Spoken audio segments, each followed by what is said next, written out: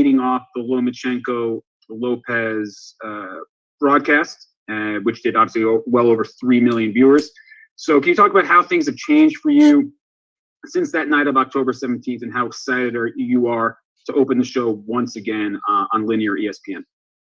I fought October 17th, and, I always knew that, every fight is going to get better and better. And first and foremost, I want to thank Top Rank, Todd the Buff. I want to thank all the staff, everybody, for even getting me on that card, because that was big exposure for me.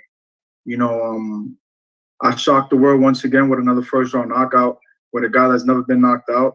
And I feel like the October 17th fight really took off for me.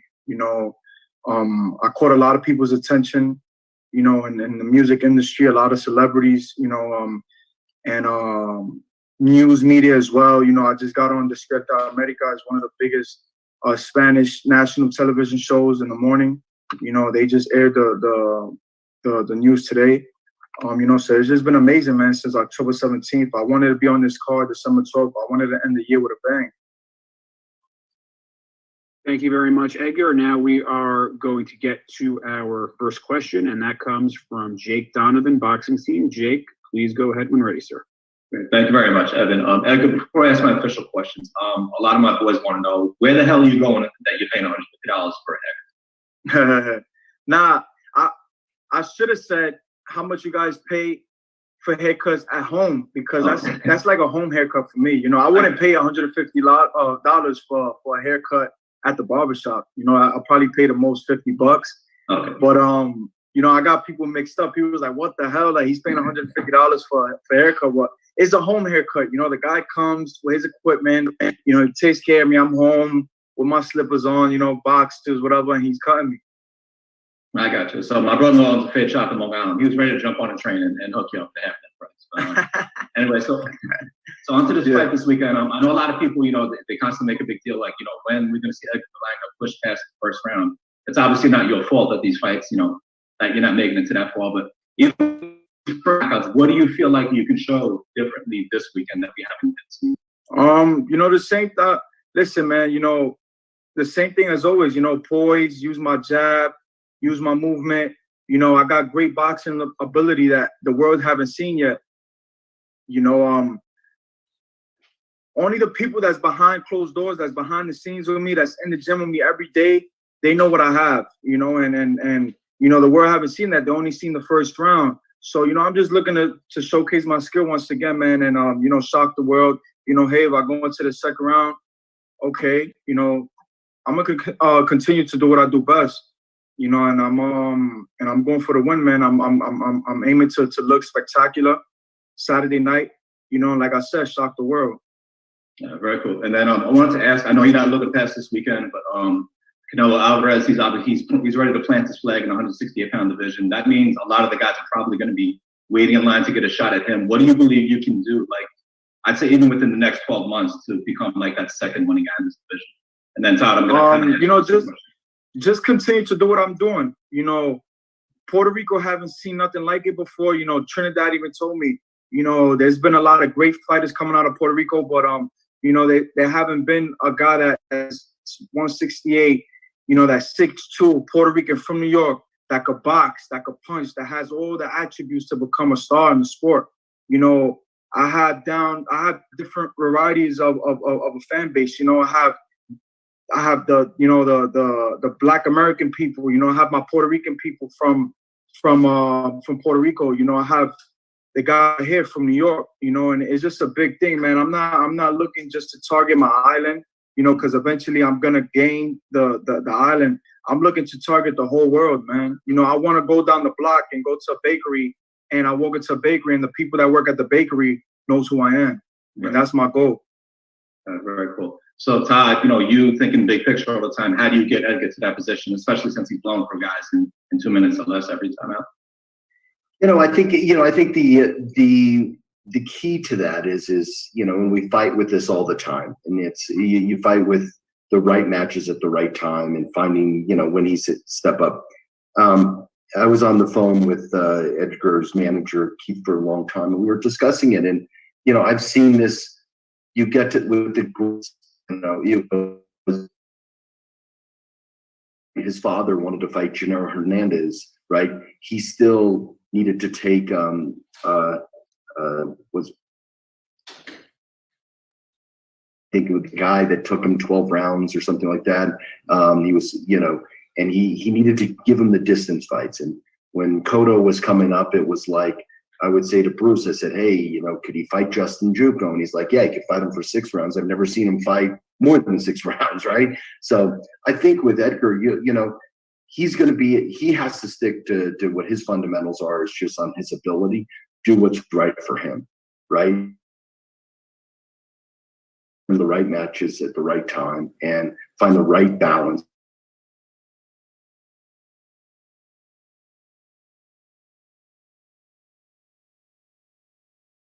Stool in the 4th and 5th round, right? And have the water bucket, the water there, and all those things. So those things I'm going to lead with our matchmakers and obviously working with Edgar and Keith and his team.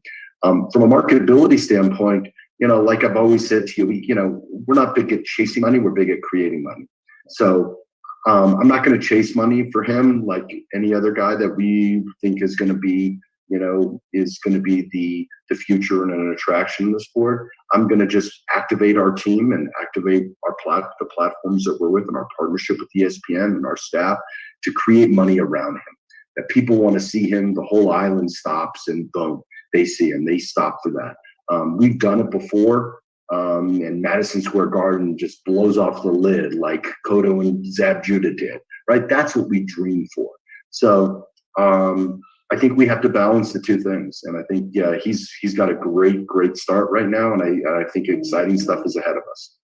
Great. Thanks so much, Todd. Edgar, best of luck this weekend. Great to have you back. Thank you. Thank you. Thank you, Todd. And now next we go from ESPN.com, Reggie Woodson. Reggie, please unmute and ask your question when ready.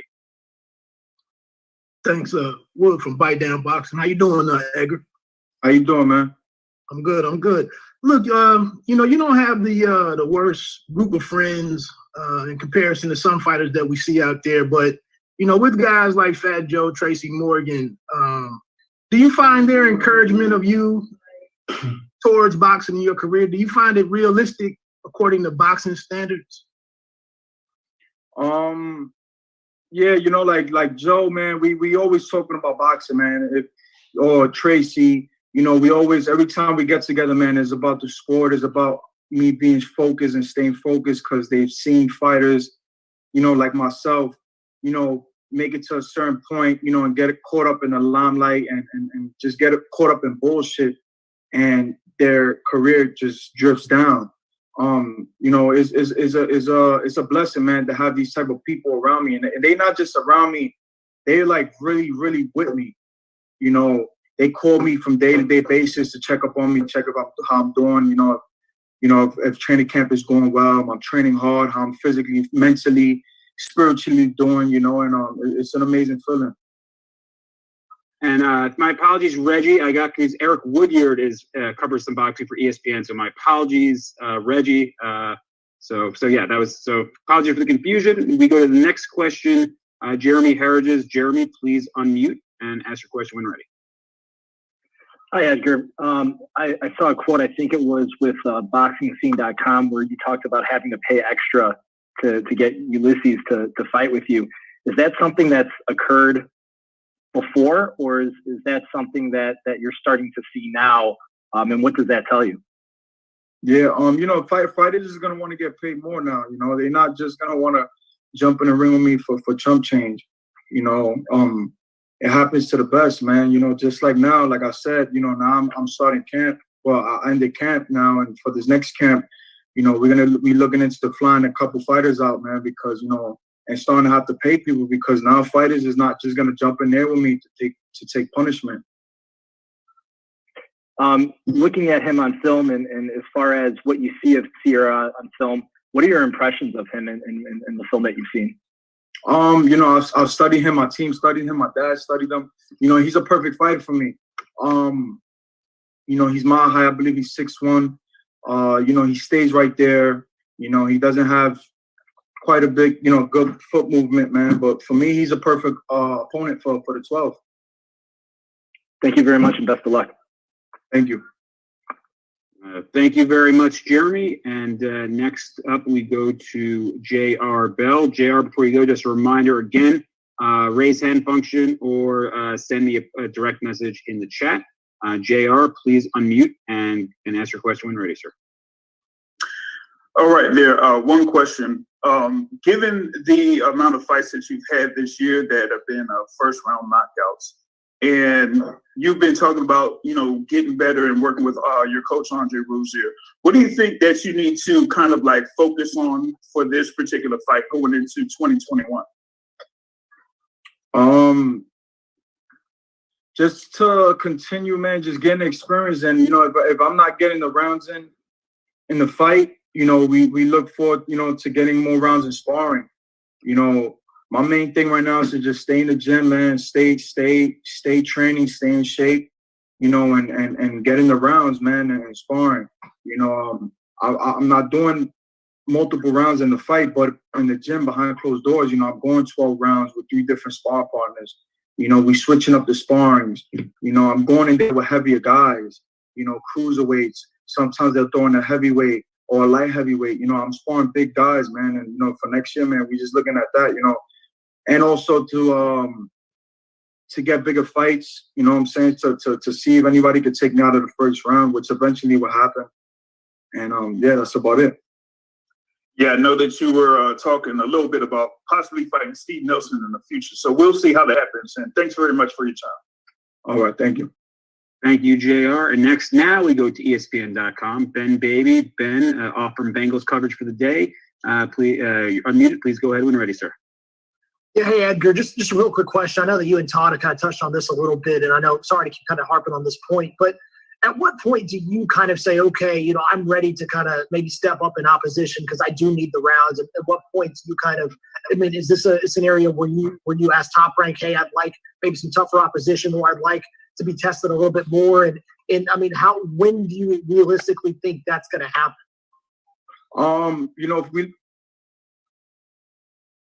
Sorry about that. We looking forward to next year, man, being a big year for us. Like I said, man, I'm 23 years old. I'm still young, and Rome wasn't built in a day, man. We doing it step by step, brick by brick, but next year we definitely looking forward to really stepping it up, possibly for the Puerto Rican Day weekend in New York. God winning, the MGM Grand is open. The MSG's open. We're looking for a bigger fight that day. Thank you. Thank you very much, Ben. And we're going to go next. Juan Navarez. Let me see if I can find that. Nope, cannot find that. Hold on 1 second, guys. 1 second, Edgar.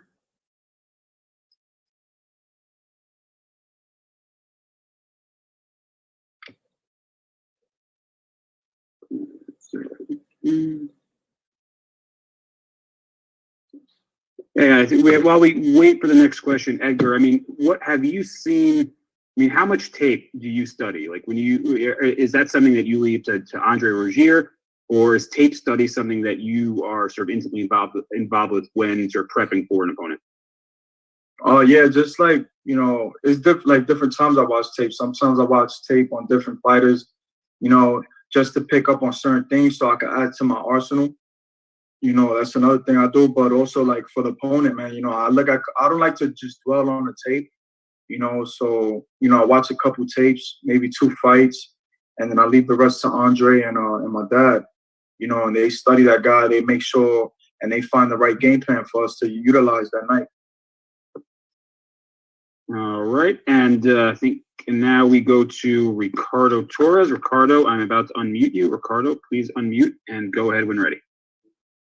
Yeah, thank you. Edgar, saludo. Hey, saludo. Hola. Hola, saludos para ti. Háblame sobre lo que significa poder cerrar este año, que ha sido un año importante para ti, con un combate, mantener impresionando, ¿no? Mantener creciendo, mantener dando buenas demostraciones, sin entrar en la cuestión de los rounds, que yo sé que no te encanta ya hablar mucho de ese tema, pero más que nada impresionar, demostrar crecimiento, demostrar madurez, demostrar progreso. ¿Cuán importante es eso para ti? No, it's important for me right now. we're looking forward to this Saturday. Va a ser más round, and to look to get in the rounds, but like I said, I'm not taking my foot off the gas, If it goes past the second, then hey, good for that guy. But if not, then we're gonna continue to do what I do best. And everybody, if you're asking a question in Spanish, please wait for Gardy Lopez to translate before allowing Edgar to speak. So just a heads up to all Spanish-speaking reporters, please let Gardy translate. Next up, we are going to go to Carlos Narvaez. Carlos, please go ahead. Okay. Hi, Edgar, and hi, Todd Duboff. Long time I don't see you. Edgar, my question is, tell us about how was your experience working here for first time, working in the island. How was that experience for you? And also, talk a little bit about your encounter with Tito Trinidad. The experience on the island was amazing. I visited a lot of gyms in Puerto Rico, and I got to meet a lot of young fighters that's coming up. I've gotten the opportunity to speak to them, and just be a role model for them and be in their ear, and tell them to stay out the streets, and to just stay focused. Just being in the island, man, I was with my father, I was with my coach, I was with my team, my girl, and I had an amazing time. The people treated me very well. I went to Gimnasio de, Ivan Calderon, and then towards the end we met up with Tito Trinidad and his town, and Coupe Alto, and it was amazing, man. I got very emotional because this is the man that I idolized since I was a kid. He's one of the reasons why I started boxing, and having to meet him, it was very emotional for me. It was amazing. I've seen the kid. I've seen him, fighting at the age of 2 years old, and finally to get to meet that man, it was just amazing. I've been with a lot of celebrities, with a lot of big people and industries out there, but it was nothing like being with him. Any important message that he give you? Yeah, to stay focused, keep training hard, and to listen to my dad, listen to my team, and sky's the limit. He told me that him seeing me for the first time face to face, he already knew I was a humble kid, and he sees that my dad is in my corner, so he knows that I have a good head on my shoulders, and he told me that I'm gonna go far in the sport, just to keep remaining focused. Mm-hmm. So, when you saw Edgar Berlanga, what do you think about him? About like a prospect? You work with a lot of great fighters, like you said, like Miguel Cotto and other ones. So, do you feel that this guy will be the next star in this business? Well, people. I appreciate the question, but people throw the word around star so easily, and one of the things we look at is you look at what are the skills or the assets that the athlete has, and do they have marketability? And obviously he has marketability, and then ability. On the ability side of it, he can flat out punch because everybody's just can't go 3 rounds. So we've seen that, but we also we have to balance that, seeing the other skill sets he's going to have to show us, all of us in the ring, that when he starts having those longer fights, we're going to be able to see and a lot more of the arsenal that he has. And Edgar will tell you, we haven't seen everything that he can do because he's only been able to perform for under 3 minutes. So he probably has a lot of tricks in his bag, and I think he has all the attributes to do it. And it's exciting to be a part of that project. And when he was telling me he saw Tito Trinidad, I remember it was almost 21 years ago this January, I went down and signed the entire 2000 Puerto Rican class with Cotto and Calderon and Fuchu and all of those guys. It seems like it was yesterday. And people, at that point, Puerto Rico and boxing people were like, yeah, it's big, but it's just Tito, it's this. And we believed in it because we had just done Tito and Oscar earlier in September. So I think, he would be a great representative for the island, a great representative for Latin America. And Edgar has all the skill sets to do it. It's going to be up to him and at the end time. Thank you very much, Todd. And we're running low on time. So Edgar, we're gonna let Edgar go. But Edgar, any last comments before you go? I know you're leaving for Las Vegas very shortly. No, just everybody that's out there, man, just tune in this Saturday, on ESPN. It's gonna be an amazing night once again. Obviously, like I always do, man, I'm dedicating this fight to the whole Puerto Rico. To everyone that's out there that supports me, continue to fight. Continue to support me, and I'm gonna continue to fight for you guys. And it's gonna be fireworks Saturday night. Thank you very much, Edgar. We'll let him go. He's got to pack and get ready to come to Vegas. So thank you so much for joining us today, Edgar. It's only fitting that we transition from the next Puerto Rican superstar to perhaps the most recognizable and the biggest star currently on the island, El Diamante. Felix Verdejo. Felix is joining us. Everybody asking a question, whether you're asking English or Spanish, please have